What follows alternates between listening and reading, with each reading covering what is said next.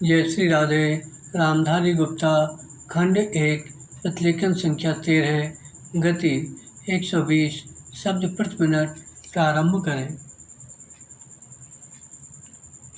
महोदय, यह भी विचार किया गया है कि जो व्यक्ति समाज में काम करता है, चाहे आविष्कार का काम करे, चाहे दूसरा कोई काम करे, उसको उस काम में तब तक सफलता नहीं मिल सकती जब तक कि समाज का सहयोग या समाज ने जो परिश्रम किया है या कुछ आविष्कार किया है उसका उपयोग उसको प्राप्त न हो, उसका उपयोग वह न कर सके।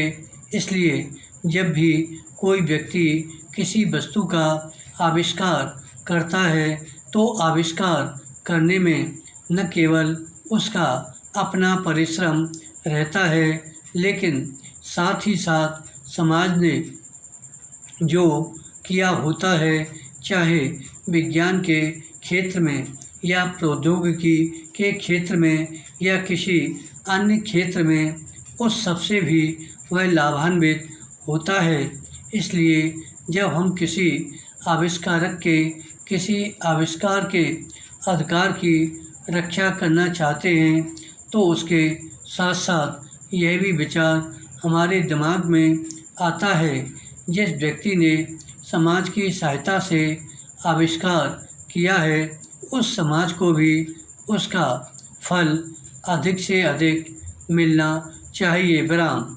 माननीय मंत्री जी ने भी कहा है, पेटेंट लॉ इस सिद्धांत पर आधारित होना चाहिए। विराम। पैरा। मैं समझता हूँ कि पेटेंट लॉ के पीछे दो सिद्धांत निश्चित हैं।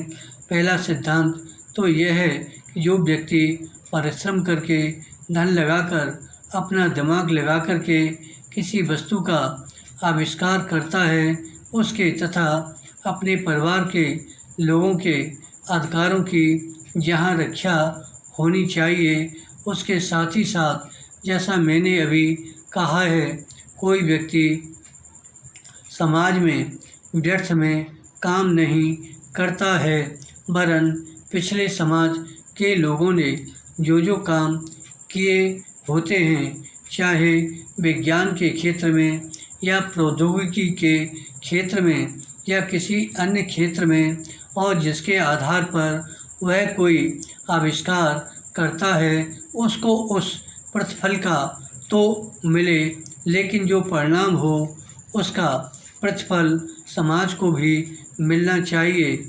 मंत्री महोदय ने कहा है कि जो यह सिद्धांत है वह भी इस विधेयक के पीछे स्थापित किया गया है और इस बात का ध्यान रखा गया है कि जहां हम किसी व्यक्ति के आविष्कार के जो अधिकार हैं, चाहे धन के उपार्जन का अधिकार हो या प्रतिष्ठा प्राप्त करने का अधिकार हो, उसे प्रतिष्ठा का और चाहे धन का, दोनों का लाभ व्यक्ति विशेष को भी मिले। विराम। धन्यवाद।